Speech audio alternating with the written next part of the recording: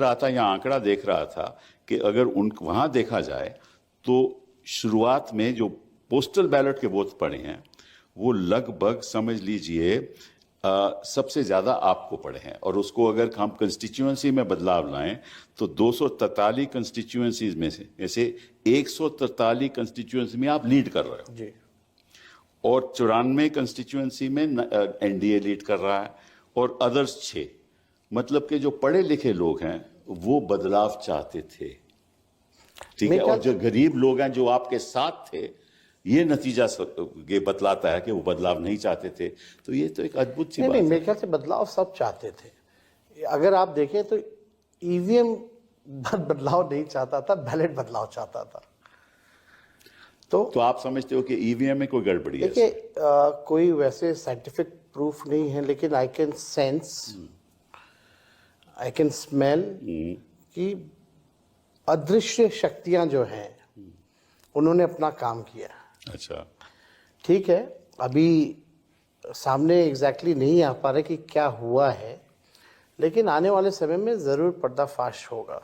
अब हमको ये लगता है कि ये वोट बढ़ाने की जो एक बड़ी साजिश है, वोट बढ़ाना ये मतलब मशीन बढ़ाओ। मशीन कैसे बढ़ेगा? तो बूथ की संख्या बढ़ा दो। तो ये पूरा खेल जो है, बूथों को बढ़ाया गया। बूथ बढ़ेंगे तो स्वाभाविक रूप से मशीनें बढ़ेंगी। मशीनें बढ़ेंगी तो इनकी जो अभी तो हम कोई ऐसा एविडेंस नहीं ला सकते, but I can sense it कि कुछ गड़बड़ है, कि कुछ ना कुछ ये लोग करते हैं। लेकिन एक और बात पे हम चर्चा शुरू करना चाहते हैं, वो है एसआईआर पे, स्पेशल इंटेंसिव रिवीजन, जो इन्होंने तय किया कि हम करेंगे। तो आपको मालूम है कि स्पेशल इंटेंसिव रिवीजन एक ऐसा रिवीजन होता है जो नए तरीके से वोटर की जानकारी पता चले। मतलब पुराने लिस्ट को अलग करके नया लिस्ट बनाया जाए। तो ये भी एक और तरीका था कि 2 महीने में इसको कराओ, और सभी को मालूम है कि 2 महीने में ये हो नहीं सकता। तो ये भी एक साझेदारी थी आपके हिसाब से? आपको याद है जब ये अनाउंस किया गया कि बिहार में एसआईआर जो है लागू की जाएगी, उसके 2 दिन बाद ही हमने प्रेस कॉन्फ्रेंस करके इसका कड़ा विरोध किया, क्योंकि फरवरी में लिस्ट आया हुआ था। और एक सामान्य प्रक्रिया है, जिनकी मृत्यु होती है उनका नाम काटा जाता है, जो 18 साल के ऊपर होते हैं उनका जुड़वाने का वो सालों पर चलता है। कोई ऐसा नहीं कि नया कोई बात है। फरवरी में एक लिस्ट आई हुई थी, और फरवरी और एसआईआर का जो लिस्ट में जो डिफरेंसेस आप देखेंगे, मरे हुए लोगों का या अनट्रेसेबल लोगों का या डुप्लीकेसी की बात अगर की जाए तो बड़ा ह्यूज डिफरेंस था। आप तो सर केस लड़े, यू नो एवरीथिंग, लेकिन हमारा ऑब्जेक्शन ये था कि भाई उस दौरान एसआईआर आप कर रहे हैं जब बिहार में फ्लड है। जो अपना जान बचाएगा, जो अपना घर बचाएगा, कि वो डॉक्यूमेंट जमा कराता चलेगा ब्लॉक ऑफिस। जी हाँ, बिल्कुल सही। तो सवाल तो एक तो टाइमिंग को लेके था, अगर आपको कराना था तो आप लोकसभा के बाद ही ये प्रक्रिया चालू कर देते हैं।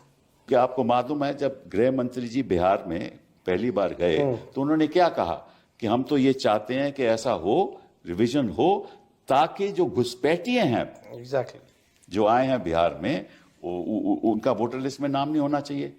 तो आप बताइए कि इसी एक घुसपैठिए का आपका नाम पता चला? वो तो इलेक्शन कमीशन ने कहीं कैटेगरी में भी नहीं रखा था। नहीं रखा ना, तो ये ना ही कुछ था।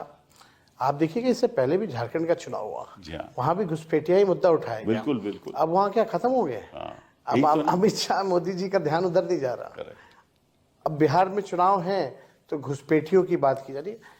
और आश्चर्य लगता है हमको कि इलेक्शन कमीशन जब सुप्रीम कोर्ट में एफिडेविट करता है तब उसमें इसका जिक्र नहीं है, और उसके बाद भी प्रधानमंत्री वहां जाके घुसपैठिया की बात कर रहे हैं। इनका तो पुराना ओल्ड फॉर्मूला है, डिवाइड एंड रूल, जो अंग्रेजों का था कि आप हिंदू मुसलमान करो, नफरत की भाषा इस्तेमाल करो, आप जो है लोगों में समाज में तनाव का वातावरण पैदा करो। जो मूल प्रश्न है, जो एजेंडा है, पढ़ाई, दवाई, कमाई, सिंचाई, शिक्षा, स्वास्थ्य, सारी चीज़ें, ये सब अलग करो और हिंदू मुसलमान का माहौल बनाओ। लेकिन मैं एक बात सोच रहा था